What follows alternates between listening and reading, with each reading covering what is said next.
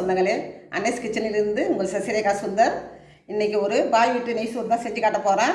அதுக்கு 2 டம்ளர் பார்த்தீங்கன்னாக்கா சீரக சம்பா அரிசி எடுத்து அரை மணி நேரம் ஊற வச்சு எடுத்து வச்சுருக்கேன். பச்சை மிளகா 2 கட் பண்ணி வச்சுருக்கேன். தக்காளி பழம் பெருசாக 1 கட் பண்ணி வச்சுருக்கேன்.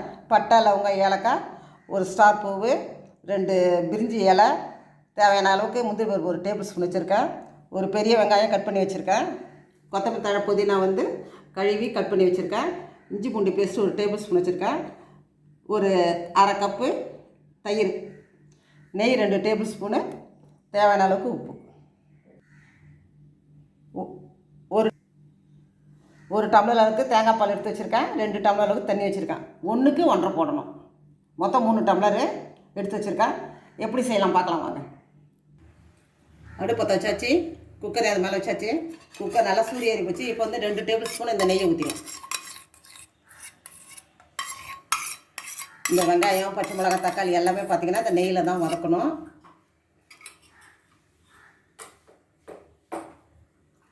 நெய் நல்லா சூடு ஏறி போச்சு. இப்போ பட்டை, லவங்கத்தெல்லாம் அதில் போட்டுக்கணும். இந்த பிரியாணி இலை,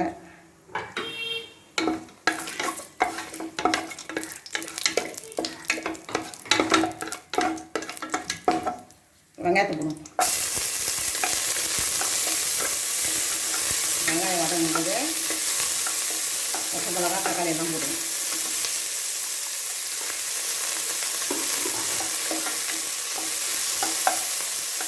பச்சை மிளகா போடணும். இஞ்சி பூண்டு பேஸ்ட்டும் போட்டுக்கணும்.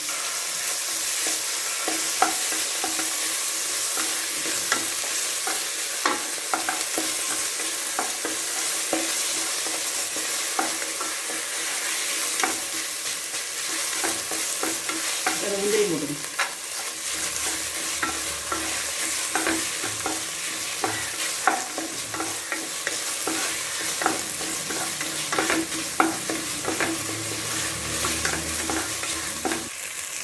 இப்போ தக்காளியும் போட்டுக்கலாம்.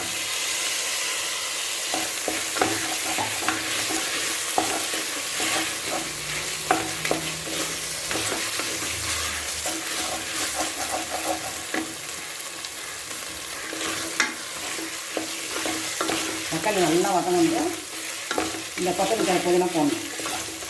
தக்காளி நல்லா வதங்கிட்டு புதினா, கொத்தமல்லி இப்போ போட்டுக்கணும்.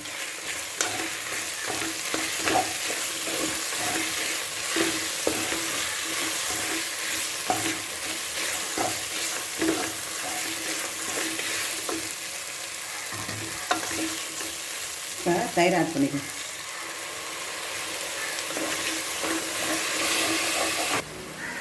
நம்ம 2 டம்ளர் சீரக சம்பா அரிசி எடுத்து வச்சுருக்கோம். அதுக்கு 1க்கு 1.5 நம்ம தண்ணி ஊற்றணும். நம்ம தேங்காய் பால் எடுத்து வச்சுக்கிறதால 2 டம்ளர் தண்ணி ஊற்றுறேன். 1 டம்ளர் தேங்காய் பால், மொத்தம் 3 டம்ளர் கணக்கு இருக்குது. இப்போ தேவையான அளவு உப்பு போட்டுக்கலாம்.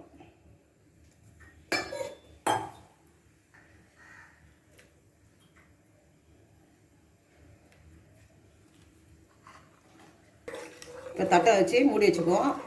நல்லா கொதி வந்ததும் அதுக்கப்புறம் நம்ம அரிசி போட்டுக்கலாம்.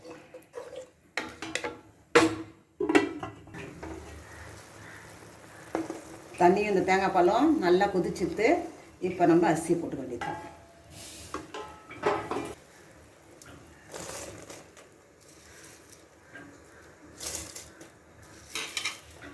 அரிசி போட்டாச்சு, ஒரு கிண்டி கிண்டியாச்சு. இப்போ நம்ம மூடியை போட்டுக்கணும். குக்கரோட மூடியை போட்டு ஸ்லோவில் வச்சு அடுப்பை 20 நிமிஷம் கழிச்சு திறந்து பார்க்கணும். விசில் போடவே கூடாது. இப்போ குக்கரை மூடிக்கும்.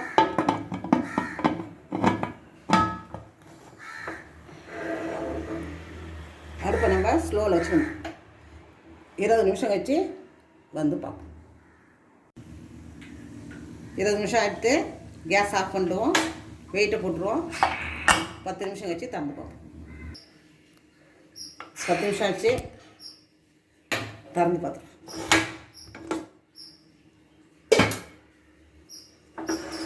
சூப்பராக நெய் சோறு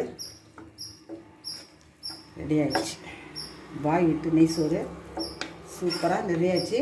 இதுக்கு நம்ம ஒரு சிக்கன் கிரேவி தயாரித்து 2 ஒன்றா சேர்த்து காட்டுறோம்.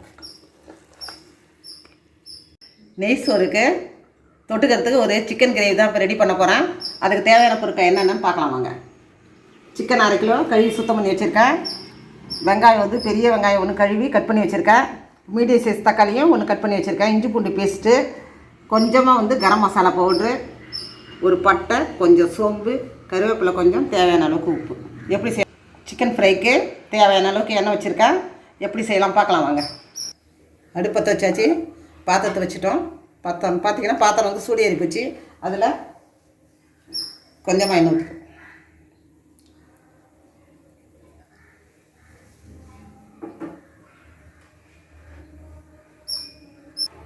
எண்ணெய் சூடு ஏறிச்சு. பட்டையும் சோம்பு போட்டுக்கலாம்.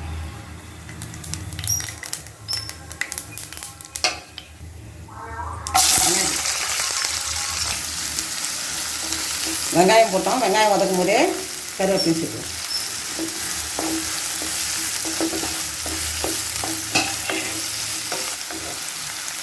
இஞ்சி பூண்டு பேஸ்ட்டு அதை சேர்த்துக்கலாம்.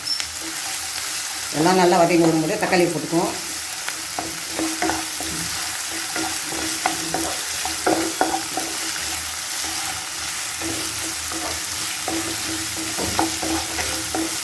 தக்காளி சேர்த்துக்குவோம்.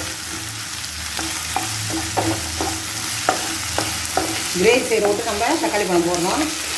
இது நம்ம சுக்காவை செய்யும்போது தக்காளி தேவையில்லை, வெங்காயம் மட்டும் போட்டால் போதும்.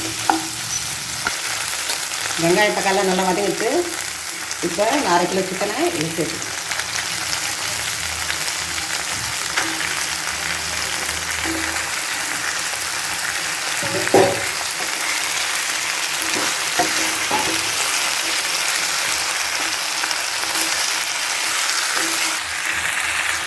கொஞ்சம் மஞ்சள் போட்டுக்கணும். கூட சிக்கனை நல்லா வதக்க வச்சு இப்போ நம்ம இந்த கரம் மசாலாவில் போடுவோம். ஒரு 1/4 டீஸ்பூன் போடும் கரம் மசாலா. டேஸ்ட்டு தான் இது. நம்ம மிளகாத்தூள் போட்டுக்கணும்.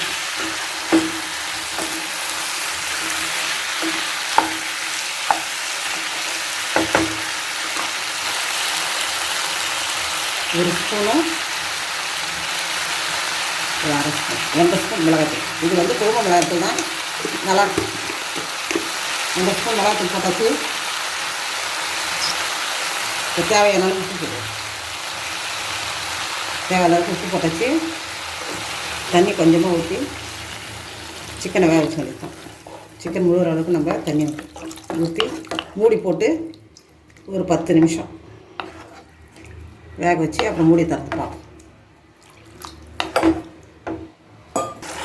சூப்பராக ஒரு சிக்கன் கிரேவி ரெடி ஆகிடுச்சு.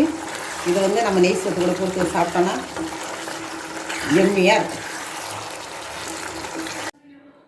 பாய் வீட்டு நெய் சோறும் ஒரு சிக்கன் கிரேவியும் சூப்பராக ரெடி ஆகிடுச்சு.